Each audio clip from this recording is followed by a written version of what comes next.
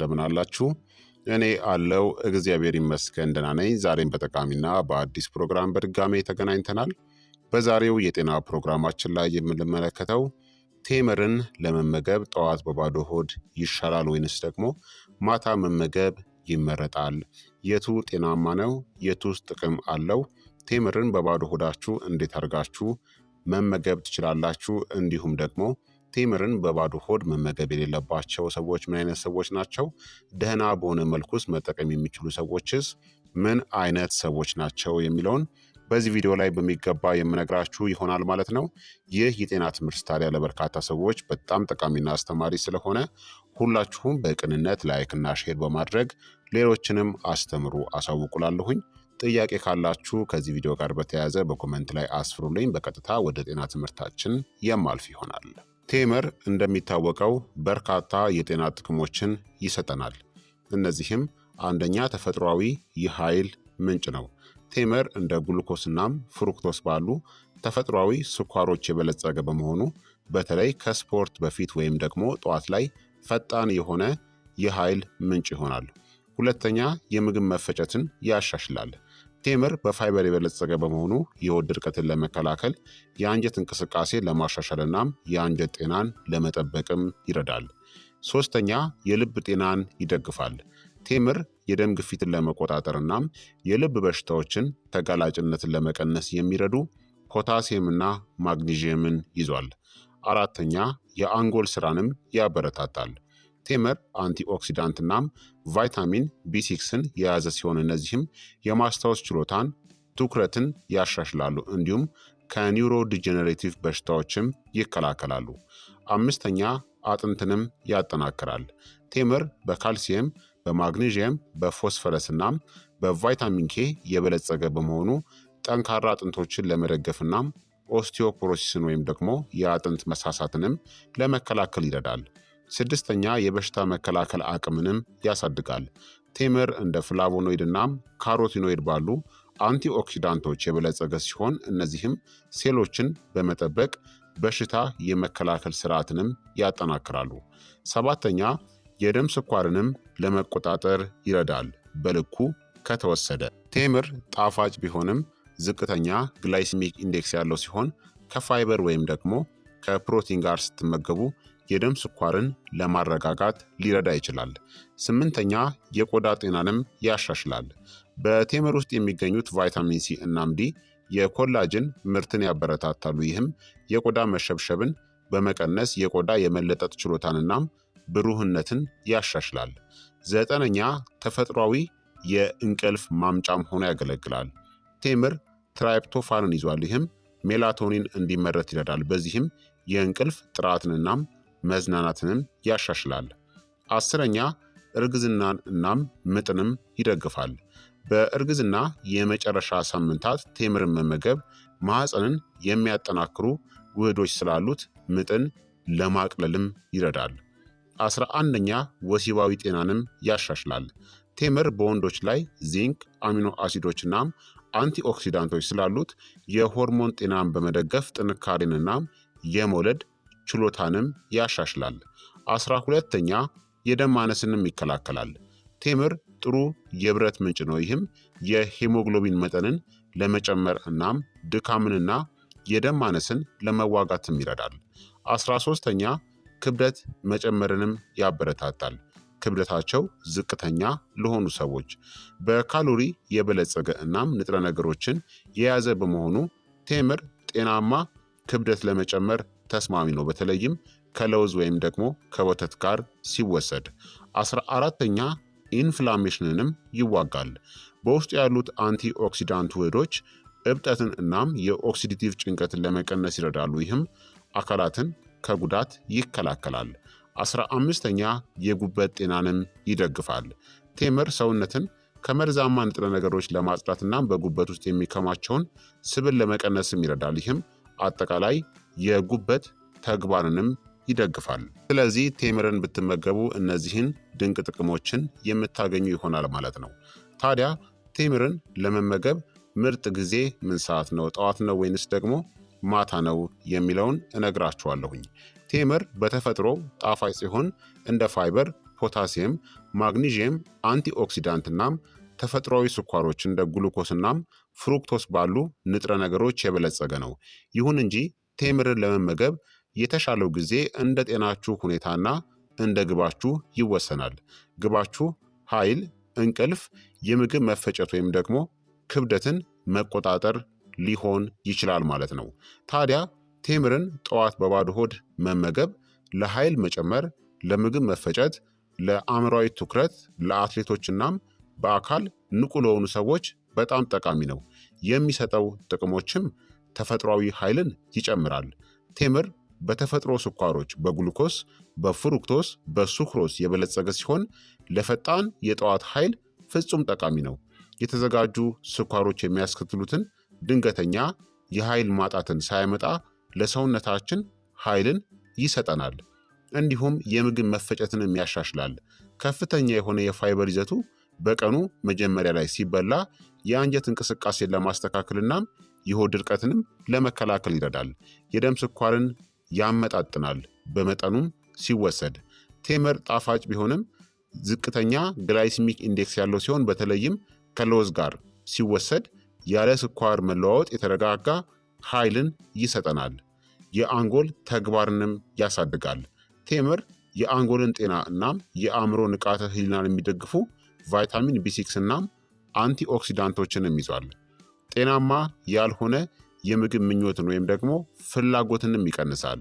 ጠዋት ላይ ጥቂት ቴምርን መመገብ በጣፋጭነት የበለጸገ በመሆኑ ቀኑን ሙሉ ለጣፋጮች ያለውን ምኞትንም ይቀንሳል። እንዲሁም ክብደት ለመጨመርም ይረዳል። አስፈላጊ ከሆነ ጤናማ ክብደት ለመጨመር ለሚፈልጉ ካሎሪዎቹ ቀኑን ሙሉ ጥቅም ላይ ስለሚውሉ ጠዋት ላይ በጣም ተስማሚ ነው። ሁለተኛ ደግሞ ቴምርን ማታ ከመተኛታችሁ በፊት መመገብ ለእንቅልፍ ጥራት፣ ለመዝናናት፣ የሌሊት ምኞቶችን ወይም ደግሞ የምግብ ፍላጎትን ለመቀነስናም የሆርሞን ሚዛንን ለመጠበቅ ይረዳል።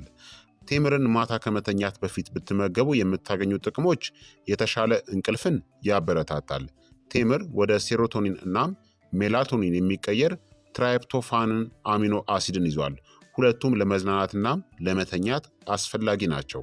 እንዲሁም የሌሊት ምኞቶችን ወይም ደግሞ የምግብ ፍላጎትንም ይከላከላል። ሁለት ቴምር በጤናማ መንገድ መመገብ ለስኳር ያለውን ምኞት ሊያረካ እናም የተዘጋጁ ምግቦችንም ለማስወገድ ይረዳል። የምግብ መፈጨትንም ያሻሽላል። በቴምር ውስጥ ያለው ፋይበር በምሽትም ቢሆን የምግብ መፈጨትን ይረዳል። በማለዳ የሆድ ድርቀትንናም የሆድ መነፋትንም ይከላከላል። ሆርሞኖችንም ያመጣጥናል። ቴምር አድሬናሊን እጢዎችን እናም የሆርሞን ተግባርን ይደግፋል። ይህም የእንቅልፍ ንቃት ዑደቶችን ለመቆጣጠርም ይረዳል።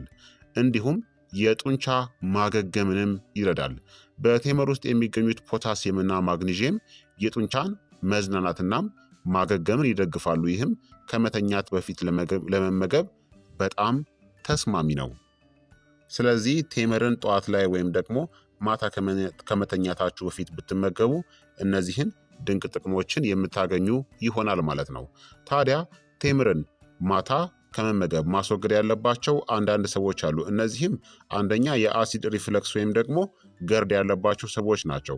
ቴምር በውስጡ ብዙ ተፈጥሯዊ ስኳር ስላለው ከመተኛት በፊት ከተበላ የአሲድ ሪፍለክስ ምልክቶችን ሊያስነሳ ይችላል። ሁለተኛ ደግሞ የስኳር ህመምተኞች ናቸው፣ በተለይ በብዛት ከተወሰደ።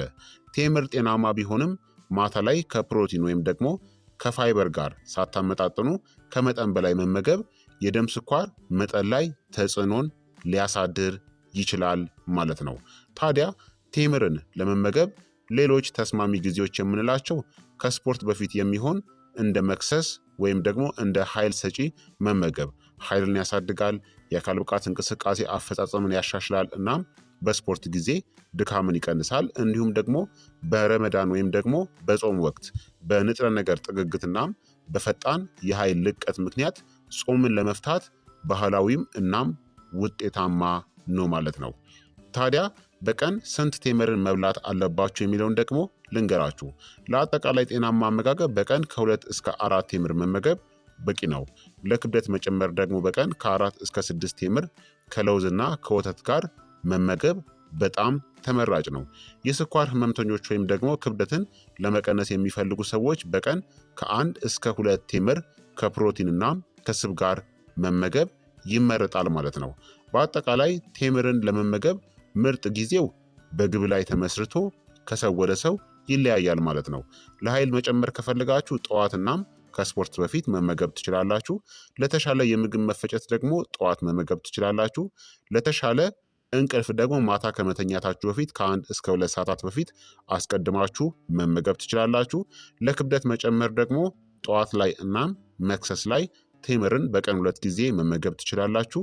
የስኳር ምኞትን ለመቆጣጠር ደግሞ ከሰዓትናም ማታ ከመተኛታችሁ ከ1 እና ከ2 ሰዓታት በፊት መመገብ ትችላላችሁ። ለጡንቻ ማገገም ደግሞ ማታ መመገብ ተመራጭ ነው ማለት ነው።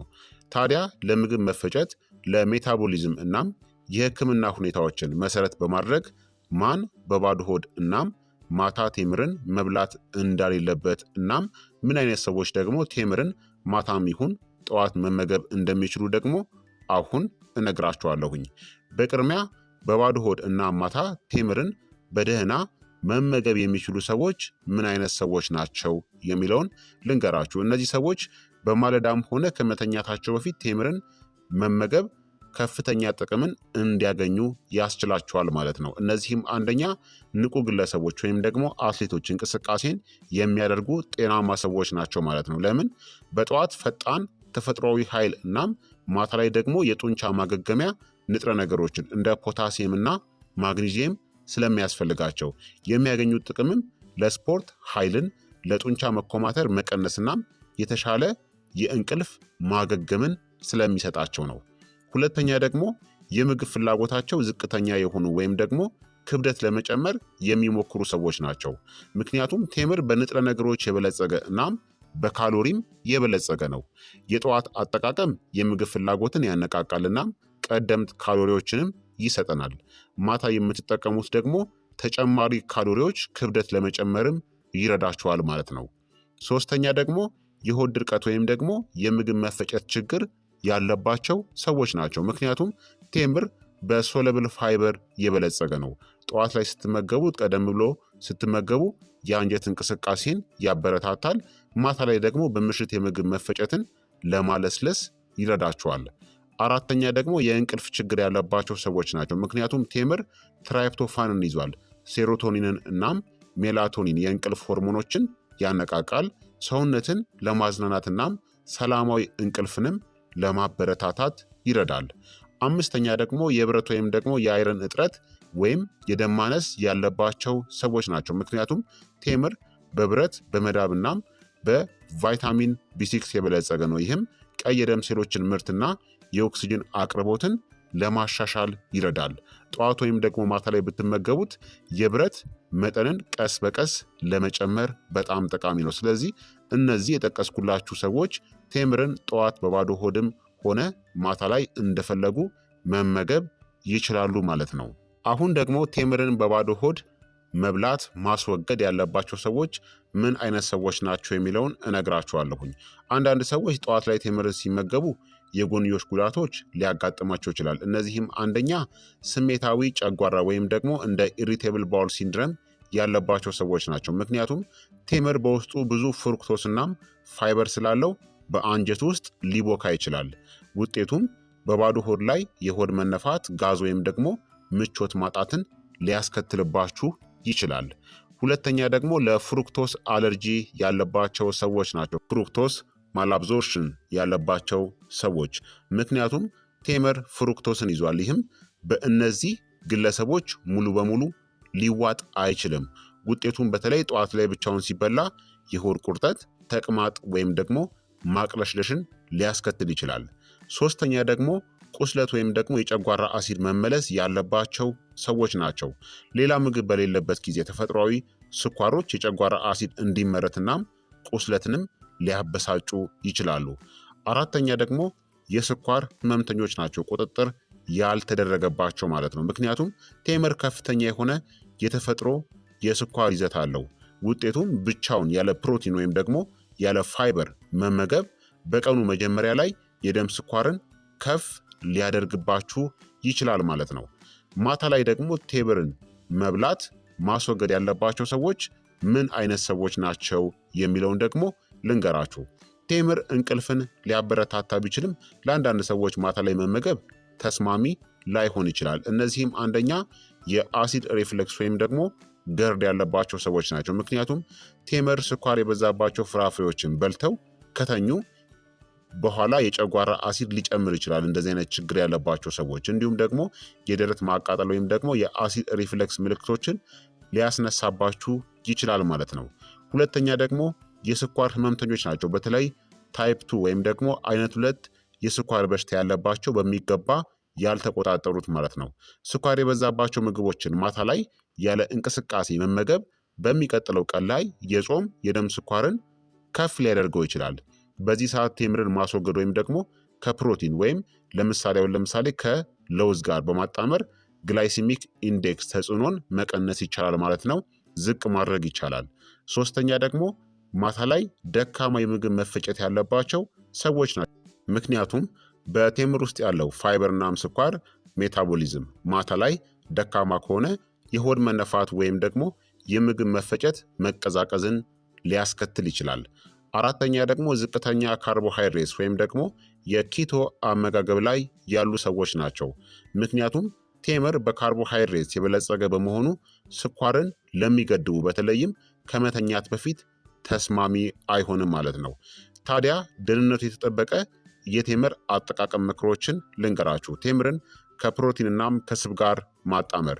የስኳር መዋጥን ለማዘግየት ቴምርን እንደ ለውዝ ወይም ደግሞ እንደ ዋልነት ካሉ ለውዞች ጋር አንድ ላይ መመገብ ይመከራል። እንዲሁም ደግሞ መጠናችሁን መገደብ ነው። ለአብዛኛዎቹ ሰዎች ማታ ላይ ከ1 እስከ 2 ቴምርን መመገብ በቂ ነው። በተጨማሪም ጥራትን መምረጥ ነው። ኦርጋኒክ ወይም ደግሞ ንጹህ ቴምርን ያለ ተጨማሪ ስኳር መርጣችሁ መመገብ ያስፈልጋል። ታዲያ ቴምርን በባዶ ሆድ በደህና እንዲሁም ደግሞ ጤናማ በሆነ መልኩ እንዴት መመገብ እንደሚቻል ደግሞ ልንገራችሁ። ቴምርን በባዶ ሆድ መመገብ በጣም ጤናማ ሊሆን ይችላል በትክክል ከተሰራ። ቴምር በተፈጥሮ ስኳሮች፣ በፋይበር፣ በማዕድናት እንደ ፖታሲየም እና ማግኒዥየም እናም በአንቲኦክሲዳንቶች የበለጸገ ሲሆን ለሰውነታችን ኃይል ሊሰጥና የምግብ መፈጨትንም ሊረዳ ይችላል። ይሁን እንጂ በውስጡ ከፍተኛ የስኳርና የፋይበር ይዘት ስላለው በተሳሳተ መንገድ መመገብ እንደ የሆድ መነፋት ወይም ደግሞ የደም ስኳር መጨመር የመሳሰሉ ምቾት ማጣትን ሊያስከትል ይችላል። ቴምርን በባዶ ሆድ በደህና ለመመገብ አንደኛ በትንሽ መጠን መጀመር ያስፈልጋል። በተለይ ጠዋት ላይ ፋይበር ወይም ደግሞ ተፈጥሯዊ ስኳር ለመመገብ ካለመዳችሁ ከ1 እስከ 2 በሚሆን ቴምር ጀምሩ። በባዶ ሆድ ላይ ብዙ ቴምር መመገብ የሆድ መነፋት፣ ጋዝ ወይም ደግሞ የስኳር መጨመርን ሊያስከትል ይችላል። ምክንያቱም ቴምር በውስጡ ከፍተኛ ፍሩክቶስናም ፋይበር ስላለው ጠዋት ላይ የምግብ መፈጨታችሁ ቀርፋፋ ከሆነ በአንጀት ውስጥ ሊቦካ ይችላል ማለት ነው። ሁለተኛ ደግሞ ከፕሮቲን ወይም ደግሞ ከጤናማ ስብ ጋር አጣምራችሁ መመገብ ነው። ቴምርን ከጥቂት ለውዝ እንደ አልመንድ፣ ዋልነትስና ፒስታቺዮስ ወይም ደግሞ ከአነስተኛ የለውዝ ቅቤ ጋር አዋሃዱት። ይህ ጥምረት የስኳር በአንጀት ውስጥ መዋጥን ያዘገየዋል እናም የደም ስኳርንም ያረጋጋል። ስኳርን ተፈጥሯዊ ቢሆንም ብቻውን በባዶ ሆድ መመገብ ፈጣን የደም ስኳር መጨመርን ተከትሎ የደም ስኳር ማሽቆልቆልን ሊያስከትል ይችላል። ስብ ወይም ደግሞ ፕሮቲን የምግብ መፈጨትን ያዘገየዋል እናም ኃይልን ያመጣጥናል። ስለዚህ ቴምርን ከፕሮቲን ወይም ደግሞ ከጤናማ ስብ ጋር አጣምራችሁ ጠዋት ላይ መመገብ በጣም ጤናማ ነው። ሶስተኛ ደግሞ ቴምርን በአንድ ሌሊት መዘፍዘፍ እንደ አማራጭ ማለት ነው። ከ2 እስከ 3 ፍሬ ቴምርን በአንድ ሌሊት በሞቀ ውሃ ውስጥ ዘፍዝፋችሁ ጠዋት ላይ መብላት ነው። ይህ ቴምሩን ያለሰልሰዋል፣ የምግብ መፈጨትን ያሻሽላል እናም የስኳሩን ጥንካሬውን ይቀንሰዋል። የታጠቡ ወይም ደግሞ የተዘፈዘፉ ቴምሮች ለመዋጥ ቀላል ሲሆኑ ለጨጓራም ለስላሳ ናቸው። በተለይም የአሲድ ሪፍለክስ፣ የሆድ መነፋት ወይም ደግሞ እንደ ኢሪቴብል ባውል ሲንድረም ወይም ደግሞ የአይቢኤስ ችግር ካለባችሁ ማለት ነው። አራተኛ ደግሞ ቀስ ብላችሁ እናም በጥንቃቄ ተመገቡ። ቴምርን በሚገባ አኝኩት፣ አትቸኩሉ ወይም ደግሞ ከሌሎች ከባድ ምግቦች ጋር አትመገቡት። ምክንያቱም በደንብ ማኘክ ምራቅን ያመነጫል እናም የተሻለ የምግብ መፈጨትንም ያበረታታል። በባዶ ሆድ ስትበሉ በጣም አስፈላጊ ነው። አምስተኛ ደግሞ ከመብላት በፊት ወይም ደግሞ በኋላ ሞቅ ያለ ውሃን ጠጡ። ቴምርን ከመብላታችሁ በፊት ወይም ደግሞ በኋላ ከ10 እስከ 15 ደቂቃ በፊት አንድ ብርጭቆ ሞቅ ያለ ውሃን ጠጡ። ምክንያቱም የምግብ መፈጨት ስርዓትን ለማንቃት ኮለንን ወይም ደግሞ አንጀትን ለማራስናም የቴምር የምግብ መፈጨትን አንጀትን ሳያጨናንቁ ያሻሽለዋል ማለት ነው። ስድስተኛ ደግሞ ቴምርን በባዶ ሆድ ለመመገብ ምርጥ ጊዜ ከእንቅልፋችሁ ከነቃችሁ በ30 ደቂቃ ጊዜ ውስጥ ጠዋት ከስፖርት በፊትና ከቁርስ በፊት ሙሉ ቁርስን ሳትመገቡ ተመገቡት። ሰባተኛ ደግሞ አንዳንድ ሁኔታዎች ካለባችሁ አስወግዱት፣ ካልተሻሻለ ወይም ደግሞ ካልዳናችሁ በስተቀር። ለምሳሌ እንደ IBS ወይም ደግሞ የሆድ መነፋት ካለባችሁ የተዘፈዘፈ ቴምርን ተመገቡ። ለአንድ ሌሊት በውሃ ውስጥ ዘፍዝፋችሁ እናም በሚገባ አኝኩት። የስኳር ህመም ካለባችሁ ደግሞ ሁልጊዜ ከፕሮቲን ወይም ደግሞ ከስብ ጋር አዋህዳችሁ ተመገቡ። የስኳር መጠንን ተከታተሉ። እንዲሁም ገርድ ወይም ደግሞ አሲድ ሪፍሌክስ ካለባችሁ ደረቅ ቴምርን አስወግዱ። የታጠበ ወይም ደግሞ የተዘፈዘፈ ቴምርን ሞክሩ። እናም ከመተኛታችሁ በፊት ከመመገብ ደግሞ ተቆጠቡ። ፍሩክቶስ ማላብዞርሽንስ ካለባችሁ ደግሞ ቴምርን ሙሉ በሙሉ አስወግዱ ወይም ደግሞ ከመመገባችሁ በፊት አስቀድማችሁ ዶክተራችሁን አማክሩ። ታዲያ የቴምር ደህንነቱ የተጠበቀ የጠዋት መርሃ ግብርን ደግሞ ልንገራችሁ። ከእንቅልፋችሁ እንደተነሳችሁ በቅድሚያ አንድ ብርጭቆ ሞቅ ያለ የሎሚ ውሃን ጠጡ። ከዛም ከ10 ደቂቃ በኋላ 2 የታጠቡ ወይም ደግሞ ሌሊቱ ሙሉ ዘፍዝፋችሁ በውሃ ያደራችሁትን ቴምርን ተመገቡ። 5 የታጠቡ ለውዝ አልመንድን ወይም ደግሞ 3 ዋልነትስን አንድ ላይ ተመገቡ።